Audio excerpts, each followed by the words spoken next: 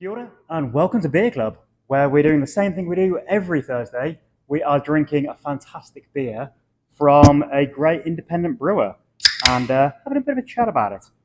So I think this is beer number 542, without any repeats ever in Beer Club in the over 10 years since we started. Cheers. I'm Luke, this is Beer Club, and today we are drinking Earlybird from Waitoa, which is a flat white stout. And a pretty delicious one at that. I know we've had some sours and some pilsners and things recently, but this is the sort of beer that a lot of people really want to be drinking in this colder weather. These beautiful dark ales that have a lot of flavour and character to them that keep you good company on the colder evenings. Although this might not help you sleep depending on your sensitivities to caffeine, because there's quite a good amount of coffee in here as well. So back to Waitoa, which is actually a fantastic name for a brewery, which obviously all you Maori speakers will know means strong water, and is named because that's a perfect name for a brewery, and also because Waitoa is the name of the street that the brewery started in Hātaitai. So these days, you can still go to the brewery. They've got a small bar in Hātaitai, and you can go and see Tommy, the head brewer, there, and have a bit of a tour and drink. I think we've got a dozen taps there. And then they've also got a bar in the city centre, which is a much bigger venue. So yeah, they've got their two different locations where you can go and check out all the beers. And yeah, their original location, the brewery, is a former butcher shop. So quite a unique location in a lovely small suburb of Wellington.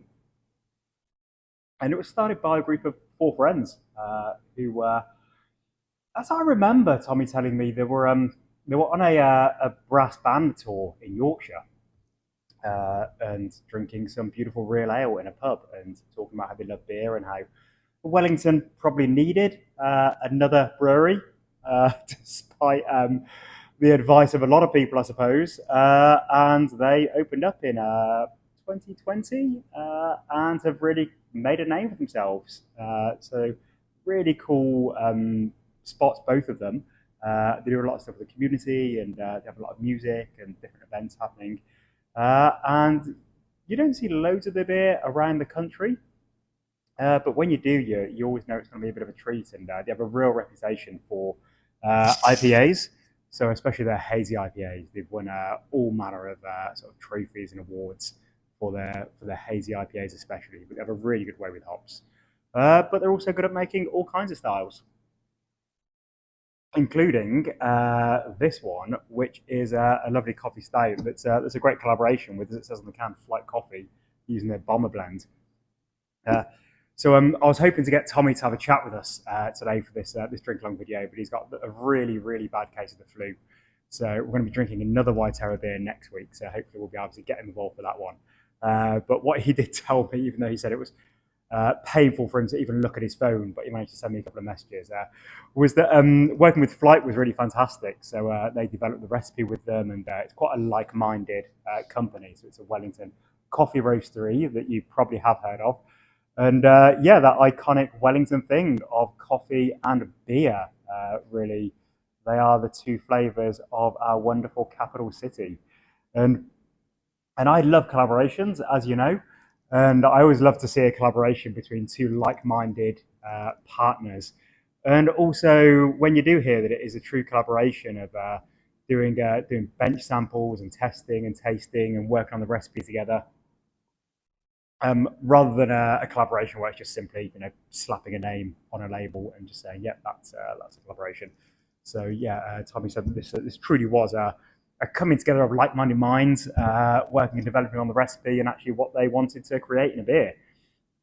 And what's nice about this coffee stout is it's not especially full-bodied. So often with nice big wintry stouts, there is a big thick mouthfeel and full body to it. But with this one, it's kind of like drinking a coffee. Of course, it is a flat white stout, so you have got the sweetness to it, But yeah, it's sort of like drinking a really good cold brew with a little, a little maple sugar or a touch of sweetness to it, just to give it a bit of a roundedness and a bit of a smoothness. Um, so it's definitely not as dark and roasty. It's definitely on the lighter side of things when it comes to stout. With regards to, well, you can just about see through it. It's a brown stout, and yeah, it has all of that lovely coffee character. And of course, you can create that with using just malted barley by itself. You can get different different specialty malts that really bring to mind coffee. And it's quite a new thing, the idea of actually adding coffee to a beer, which is, as far as I could research, the first breweries that did it were probably in the 90s in the US, of course, so like Dogfish Head and New Glarious, um, and yeah, quite a revolutionary thing. And I reckon that the different adjuncts that you can add to beers, of course, there's, everything has been done these days. We have well and truly jumped the shark. But the best and most natural pairings are probably a coffee stout and also that magnificent thing, a grapefruit West Coast IPA. They're just such obvious choices, and when the first brewers would have done them, it would have been such a, yeah, just when you come up with an idea that should have always been there, because it makes so much sense. Adding some good coffee to a stout is so cool and such a good idea. And you've got yeah the sweetness, the robustness, the roastiness, the real cold brew character, and it just works so perfectly. You're not really getting big bitterness, and like I said before, you're not really getting the there's nothing acrid, there's nothing roasty. It's layered, it's sort of well developed. It's a nice beer to have a bit warmer, on the warmer side. So try and get it out of the fridge an hour or so before you're actually going to be drinking it, or even just set a temperature would be good. But a beer like this is always fun to like warm up a little bit and see how the flavour changes as the temperature changes. Um, so yeah, really nice to get a coffee stout in the box, and cool to get some beers from Waitoa. So I hope you are all enjoying it as you're drinking along at home. Sorry, it's good to have somebody to bounce off. It was good having having a fellow presenter here that I could be sipping the beer and thinking while they're doing a little bit of talking. So as I say, looking forward to getting Tommy involved next week so we can have a bit of a chat, and you can learn a bit more about the founding of Waitoa and this story and what those guys are up to now. I know it's a tumultuous time for all breweries and pretty much all businesses in New Zealand. So yeah, it's really wonderful that you people are part of Beer Club and supporting the smaller and independent breweries.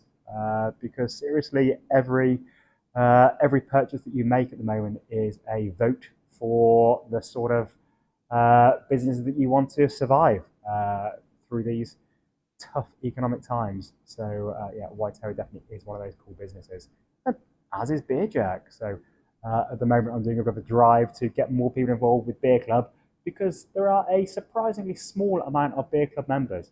So if you have a mate that you think will be into this weekly drink along, get them involved.